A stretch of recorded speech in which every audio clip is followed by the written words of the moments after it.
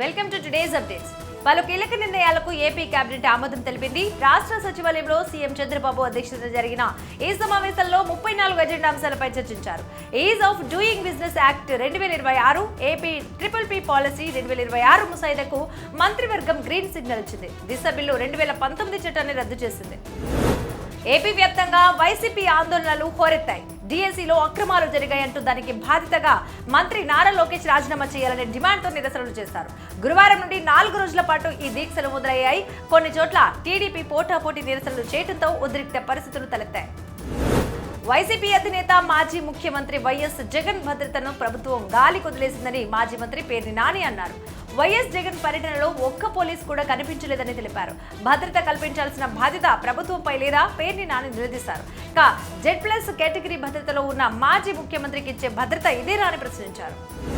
YCP అధినేత మాజీ CM YS Jaganmohan రెడ్డిని తూర్పు గోదావరి జిల్లా దేవరపల్లి హోటల్ నిర్వాహకులు కలిశారు. తమ హోటల్ ని పార్టీ కార్యకర్తలు ధ్వంసం చేశారంటూ టీడీపీ నేతలు చేస్తున్న విష ప్రచారాన్ని హోటల్ నిర్వాహకురాలు లక్ష్మి ఖండించారు.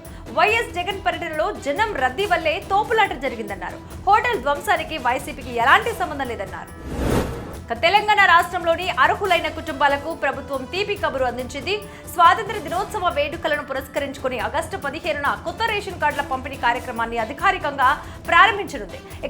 సంగారెడ్డి వేదికగా జరగనున్న రాష్ట్ర స్థాయి కార్యక్రమంలో ముఖ్యమంత్రి రేవంత్ రెడ్డి ఈ పంపిణీని లాంఛనంగా ప్రారంభించనున్నారు. ఇంటర్ కాలేజీల నకిలీ ఫైర్ ఎన్ఓసీల వ్యవహారంలో పోలీసుల విచారణ కొనసాగుతోంది. మరో 48 కాలేజీల చిట్టాను హైడ్రా అధికారులు పోలీసులకు అందజేశారు. విచారణలో భాగంగా ఒకే తరహాలో నకిలీ ఫైర్ ఎన్ఓసీలు తయారు చేసినట్లు గుర్తించారు. దాదాపు 56 కాలేజీలు నకిలీ ఎన్ఓసీలు సమర్పించనున్నట్లు గుర్తించిన హైడ్రా మరో 176 కాలేజీలపై విచారణ జరుపుతోంది. హైదరాబాద్ వాసులకు భారత వాతావరణ శాఖ ఊరటనిచ్చే వార్తను అందించింది. శనివారం వరకు హైదరాబాద్ సహా పరిసర ప్రాంతాల్లో ఉరుములు మెరుపులతో కూడిన ఈదురుగాళ్ల వీస్తూ వర్షాలు కురిసే అవకాశం ఉందని వెల్లడించింది. ఈ వర్షాలతో నగరంలో ప్రస్తుతం నెలకొన్న వర్షపాత లోటు తగ్గుతుందని అధికారులు అంచనా వేస్తున్నారు. ప్రధాని మోదీ అధ్యక్షతన సమావేశమైన కేంద్ర మంత్రివర్గ పలు కీలక నిర్ణయాలు తీసుకుంది. దేశ ఇంధన భద్రతను బలోపేతం చేయడంతో పాటు ఈశాన్య రాష్ట్రాల్లో రహదారి మౌలిక వసతులను కూడా మెరుగుపరిచేలా సమాలోచనలు చేసింది. దేశవ్యాప్తంగా కంప్రెస్డ్ బయోగ్యాస్ ఉత్పత్తిని ప్రోత్సహించేందుకు 23,731 కోట్ల వ్యయంతో గోబర్ధన్ పథకానికి ఆమోదం తెలిపింది. పలు జాతీయ ప్రాజెక్టులకు మంత్రివర్గం ఆమోద ముద్ర వేశారు. కాక్రోచ్ జనతా పార్టీ వ్యవస్థాపకుడు అభిజిత్ దీప్కే దేశవ్యాప్తంగా క్యా బోల్తీ పబ్లిక్ పేరుతో కొత్త ప్రచార కార్యక్రమాన్ని ప్రారంభించినట్లు ప్రకటించారు. నిరుద్యోగం, విద్యా సంస్కరణలు, సామాజిక న్యాయం అంశాలను ప్రజల వద్దకు తీసుకువెళ్తామని తెలిపారు. సెప్టెంబర్ నుంచి దేశవ్యాప్తంగా పర్యటించి ప్రతి ఒక్కరితోనూ మమేకమవుతామని చెప్పారు. 33 ఏళ్ల తర్వాత ప్రముఖ ఇన్వెస్టిగేటివ్ మ్యాగజైన్ తెహల్కా మాజీ ఎడిటర్ తరుణ్ తేజ్ పాల్ కు జైలు శిక్ష ఖరారైంది.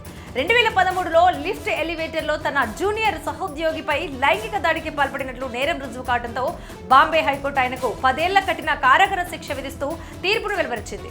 5 లక్షల జరిమానా కూడా విధించింది. 2 వారాల్లో లొంగిపోవాలని ఆదేశాలు జారీ చేసింది. అమెరికా అధ్యక్షుడు ట్రంప్ రక్షణ మంత్రి పీట్ హెగ్సెత్ మధ్య వాగ్వాదం జరిగిందనే వార్తలు గుప్పమంటున్నాయి.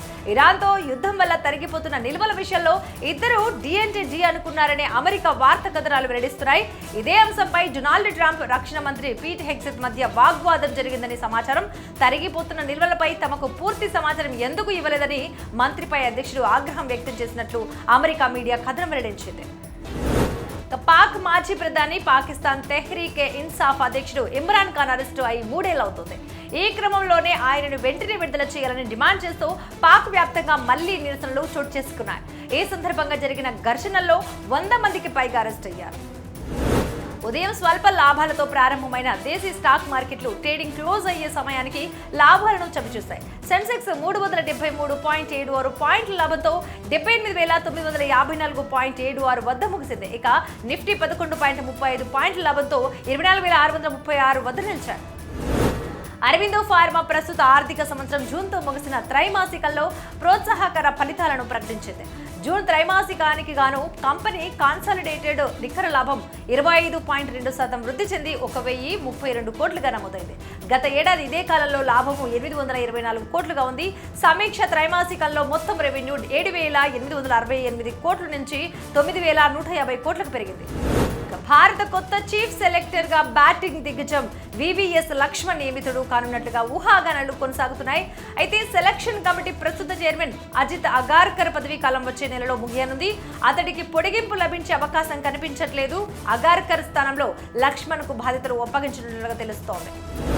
అగ్ర కథానాయకుడు చిరంజీవి ఆంధ్రప్రదేశ్ అధికారిక బ్రాండ్ అంబాసిడర్ గా వ్యవహరించనున్నారంటూ వస్తున్నటువంటి వార్తలను ఆయన టీం ఖండించింది. ఇందులో ఎలాంటి వాస్తవం లేదని తెలిపింది. సామాజిక మాధ్యమాల్లో ప్రచారం అవుతున్న వార్తలను నమ్మొద్దని తెలిపింది. ఇవి వాటి టుడేస్ అప్డేట్స్. మరిన్ని అప్డేట్స్ తో మళ్ళీ కలుద్దాం. చూస్తూనే ఉండండి వలయం టీవీ.